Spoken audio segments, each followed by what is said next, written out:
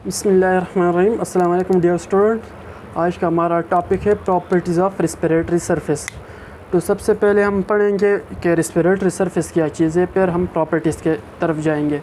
तो सबसे पहले हम रिस्पिरेटरी सरफेस के डेफिनेशन को देखते हैं। तो the area where gaseous exchange with environment actually take place.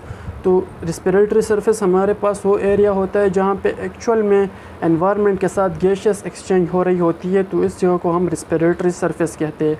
वो जगह जहाँ पे एक्चुअल हकीकत में हमारे पास क्या होते हैं, जो एक्सटर्नल एनवायरनमेंट के साथ और हमारे बॉडी के अंदर जो बॉडी है उसके दरमियान जिस मेम्ब्रेन पे या जिस सरफेस पे क्या होते हैं गैशियस एक्सचेंज होती है, उसको हम कहते हैं रिस्पिरेटरी सरफेस। अगर ह्यूमन के हम बात करें तो ह्यूमन में हमारे पास रिस्पिरेटरी सरफेस क्या होते हैं, रिस्पिरेटरी ब्रांक्यूल से लेकर अल्वियोलाई तक। ये वही जगह है जहाँ पे हमारे जो एक्चुअल में गैशियस एक्सचेंज होती है बाहर के एनवायरनमेंट और हमारे बॉडी के अंदर के एनवायरनमेंट के दरमियान, वहाँ पे गैशियस एक्सचेंज होती है रिस्पिरेटरी ब्रांक्यूल से लेकर अल्वियोलाई तक। और रिस्पिरेटरी ब्रांक्यूल और अल्वियोलाई हम आगे जाकर structure of human respiratory system में पर डिस्कस करेंगे। और इसके अलावा हमारा gaseous exchange is a physical process and occur through diffusion. जो गैशियस एक्सचेंज है ये हमारे पास फ़िज़िकल प्रोसेस है। फ़िज़िकल प्रोसेस का मतलब ये कि यहाँ पे कोई केमिकल रिएक्शन नहीं हो रही होती है, बल्कि फ़िज़िकली ऑक्सीजन हमारे बॉडी के अंदर आता है और कार्बन डाइऑक्साइड बॉडी से बाहर जाता है, तो इसको कहते हैं physical process. And occur through diffusion, और डिफ्यूजन के ज़रिए होता है। डिफ्यूजन क्या होते हैं, जब हाई कंसनट्रेशन से लोअर कंसनट्रेशन में मालिक्यूल खुद ब खुद आते हैं तो उसको हम डिफ्यूजन कहते हैं।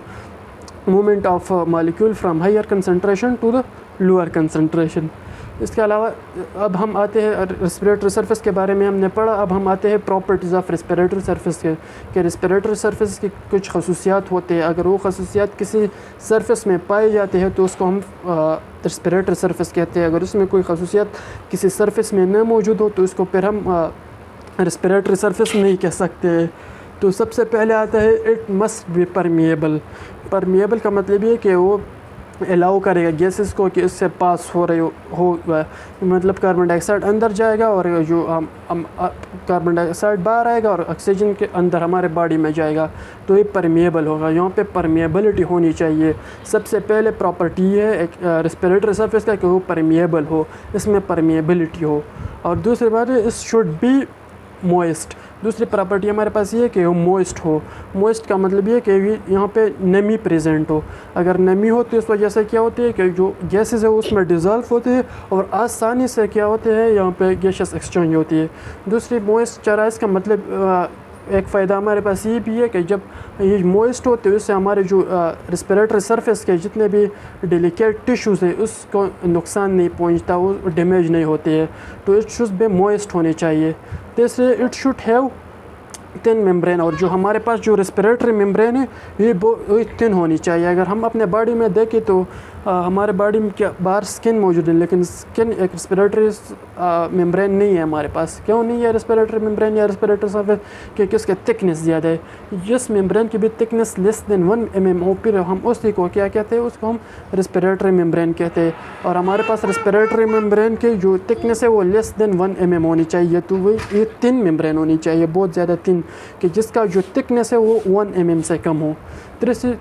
चौथी हमारे पास जो प्रॉपर्टी है वो है गुड वेंटिलेशन सिस्टम। जो हमारे उसमें एक अच्छे वेंटिलेशन सिस्टम होनी चाहिए। अगर हम ह्यूमन की बात करें तो ह्यूमन में हम नाक के ज़रिए भी सांस ले सकते हैं और इसके अलावा हम मुंह के ज़रिए भी सांस ले सकते हैं और आसानी से क्या होता है गैसेस का ट्रांसपोर्ट होती है। तो इसको कहते हैं गुड वेंटिलेशन सिस्टम। के यहाँ पे जो वेंटिलेशन सिस्टम है वो बहुत अच्छे वेंटिलेशन सिस्टम है वहाँ पे।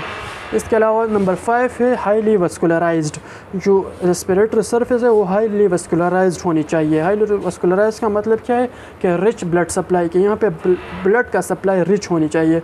हमें पता है कि ह्यूमन में जो ऑक्सीजन है या कार्बन डाइऑक्साइड का ट्रांसपोर्ट करने में ज़्यादातर ब्लड इन्वॉल्व होता है, तो इसलिए यहाँ पे हाईली वस्कुलराइज होनी चाहिए ताकि जो ट्रांसपोर्ट है वो अच्छे तरीके से हो सके।